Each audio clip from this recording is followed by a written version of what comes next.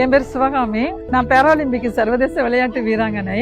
Shot put டிஸ்கஸ்ல தொடர்ந்து 2012 இருந்து 26 வரைக்குமே சாம்பியன்ஷிப் கோல்டு மெடலிஸ்ட் நான் தான்.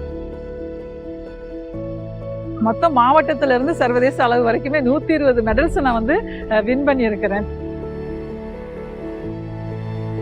எங்க ஃபேமிலியில பாத்தீங்கன்னா நானும் பிளைண்டு, என்னுடைய அக்கா 2 பேருக்கும் பார்வை இல்லை. நான் பிடி பீரியடுக்காகவே நான் ஸ்கூலுக்கு போவேன். என் ஹஸ்பண்டுக்கு ரொம்ப ஸ்போர்ட்ஸ்ல ஒரு பெரிய லெவல்ல கொண்டு வரணும்னு ரொம்ப அவங்களுக்கு இன்ட்ரெஸ்ட் எடுத்து அவங்க எனக்கு சொல்லி கொடுப்பாங்க. பக்கத்துல ஒரு காலி இடத்துலதான் நான் தொடர்ந்து ப்ராக்டிஸ் பண்ணிட்டே இருந்தேன்.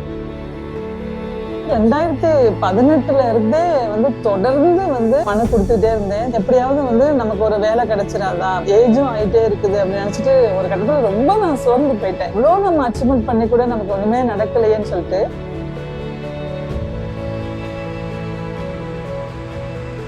எப்ப உதயநிதி சார் விளையாட்டுத்துறை அமைச்சரா பொறுப்பேற்றாங்களோ அதுக்கப்புறம் தான் மாற்றுத்திறனாளி விளையாட்டு வீரர் வீராங்கனைகளுக்கு நிறைய ஊக்கத்தொகை வேலை வாய்ப்பு எல்லாம் வழங்கினாங்க. நானும் தலைமைச் செயலகத்துல போய் நேரடியா பார்த்தேன், என்னுடைய கோரிக்கையெல்லாம் சொன்னேன்.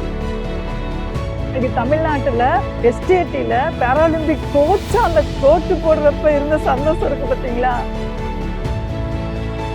ஒரு கிராமத்துல பிறந்து வளர்ந்து கண்ணு தெரியாம இன்னைக்கு இன்னும் அச்சீவ்மெண்ட் பண்ணி இன்னைக்கு எனக்கு ஒரு பயிற்சியாளரா எனக்கு ஒரு வேலை கிடைச்சிருக்கிறத நினைச்சு ரொம்ப சந்தோஷமா இருக்கு.